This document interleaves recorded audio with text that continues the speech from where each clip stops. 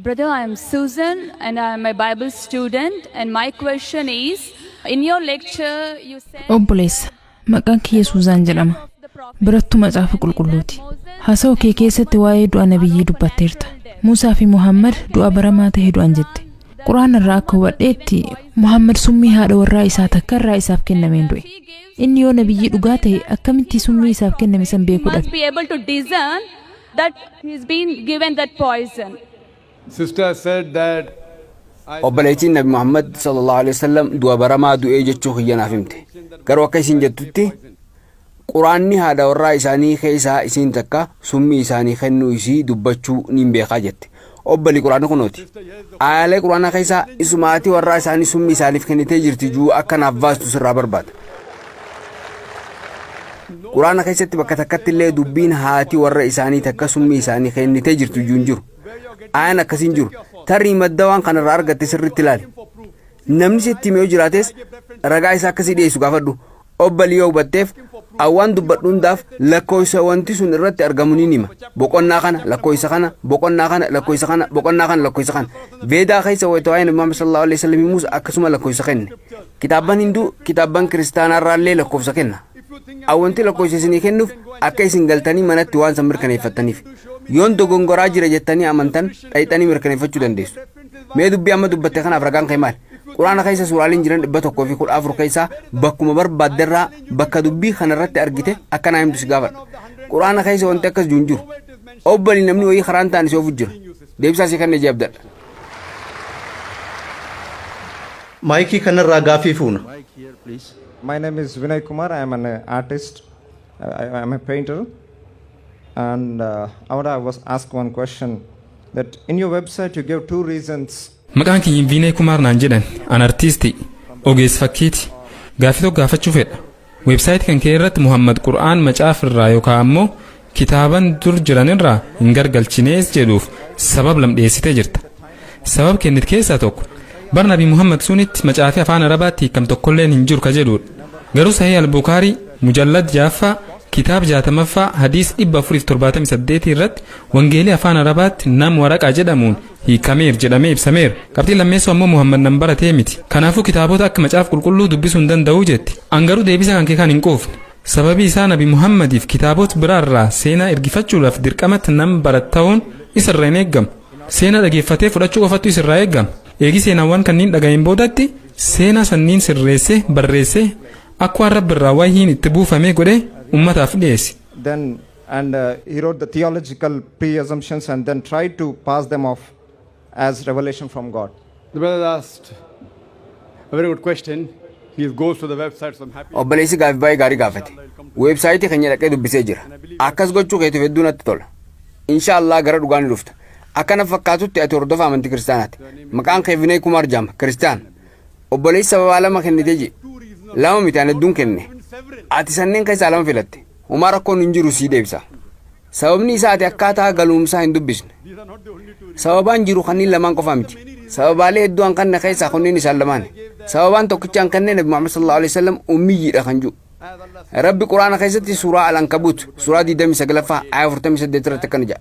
Yaa Muhammad ati kan kitaaba tokkollee dubbiftuu fi harka keetiinis kan barreessitu hin turre. Osoo akkas taate warri badiini shakku turan. Nama barateef hin baratin wal bira qabnee wayita laallu nama hin baratin wanti hedduun itti ulfaata. Walii galtama waliin galtu. Haalaan itti ulfaata. Namni tokko yoo barate ammoo waan tokko garagalchuun isaaf salphaadha.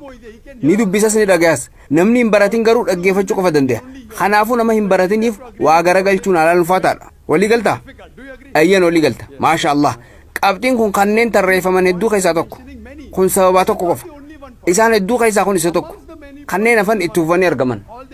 Qabxiin lammaffaan macaafni afaan Arabaatti hiikame tokkolleen hin jiruu jettee naan jette. Ana mallee akkasumaan jedha. Ati Sahih Bukhari mujallada 6ffaa irratti waraqaan ni qabaa jette. Dhugaadha. Inni waa'ee wangeela beekumsa ni qaba.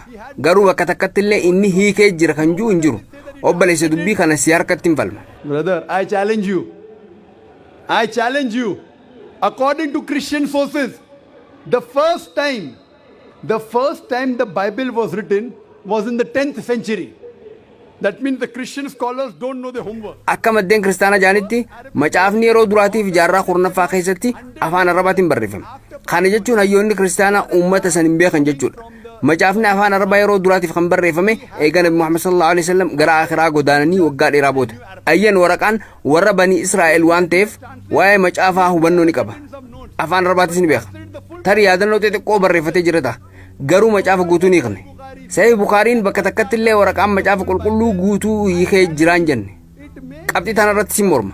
Waraqaan beekumsa seeraa fi wangeelaa ni qaba. Yaadannoo muraasas barreeffatee jira. Kitaaba Salmaan Rushdii beektaa? Kitaabni Salmaan Rushdii illee ayatoota quraanaa ni qaba. An akkas jechuu hin danda'u garuu inni quraana jedhe. Salmaan Rushdii quraana mormuun kitaaba barreessee jira. Kitaaba isaa san keessa ayyanni quraana tokko tokko ni jiru. Kana jechuun kitaabni sun quraana ta'eera jechuu miti. Namoonni biroo kan akka kiyyaatis ni jiru. An kitaaba barreesseetiin jira. Kitaaba san keessatti ayatoota quraanaa tokko tokko fayyadameetiin jira. Kitaaba kiyya keessatti jechuudha. Quraanaa fi saayinsii ammayyaa wal fakkeenya Islaamaa fi Hinduuzim kitaaban sunniin quraanaa miti. Dr. Zakir Naik quraana hiike jechuu hin dandeessu. Weebsaayitii irra dheetee Dr. Zakir Naik quraanaa fi saayinsii mata duree jiru irratti kitaaba barreessee oduu jettu waan argiteef an ammoo ayatoota dhibbaan lakkaa'aman waan fayyadameef kitaabni sun quraana jechuu hin dandeessu. Dabalataan akka ati jettetti Nabi Muhammad sallallahu alaihi wasallam wantoota macaafarra jiran sanniin eega fudhateen booda sirreessee jette. Hayyee sun qabxii haalaan barbaachisaadha. Amma mata duree macaafaa fi quraana wayita saayinsii madaallu jiru irratti haasawaa taasisee jira. Haasawaa saniin macaafa keessa dogongorri saayinsii hedduun akka jiru mirkaneessee jira. Fakkeenya kitaaba seera uumamaa Jenesis boqonnaa tokkoffaan rakkoo qaba. Bakka kanatti addunyaan tun guyyaa 6 kan sa'a 24 qabu keessatti uumamtee jira. Ifni adde isaa ifa mataa isaati jira. Kitaaba seera uumamaa Jenesis boqonnaa 1:16-19 aduun dachii booda uumamtee jira. Dachiin guyyaa 3ffaa uumamte. Aduun guyyaa 4ffaa uumamtee jira. Qabxiilee kanneen itti fufee himuu danda'a. Kanaafuu akka ati yaadutti Nabi Muhammad sallallahu alaihi wasallam qabxii kana eega fudhatanii booda sirreessanii ifni adde isaa ifa isaatii miti kan balaqqeessee jaanii barreessanii. Quraanni suuratul Furqaan suuraa 25 irratti ifaan adde isaa ifa balaqqeessee akka ta'e nuuf hima. Quran says the world was created in 6 ayyaam. Quraanni addunyaan tun ayyaam 6 keessatti uumamtee ji. Yeroowwan dheeraa 6 jechuudha. Kanaafuu akka ati yaadutti Nabi Muhammad sallallahu alaihi wasallam rakkoolee kanneen hunda eega fudhatanii booda sirreessanii barreessanii. Isaan saayintistiidha. Lakki kun wahyii rabbi irraa isaanitti buufame. Kanaafuu haasawaa kiyya guutuu isaa dhaggeeffadhu. Haasawaa kiyya keessaa qabxii muraasa qofa fudhachuun hin ta'u. Osoo haasawaa kiyya guutuu dhaggeeffatte waan akkana argita. Wal mormiif jechaa'u Nabi Muhammad sallallahu alaihi wasallam macaafa irraa garagalchanii sirreessanii jiran osoo jenneewu nama jaarraa 14ffaa dura jiraateef dogongoroota saayinsii sirreessuu hin danda'ama. Waan dogongora ta'e sirreessuu danda'ani waan danda'amu miti. Wanti kunis quraanni dubbii isaanii osoo hin taane kalaama rabbii olaanaa akka ta'e mirkaneessa. Deemsaas fi kan ajaa'ibdha.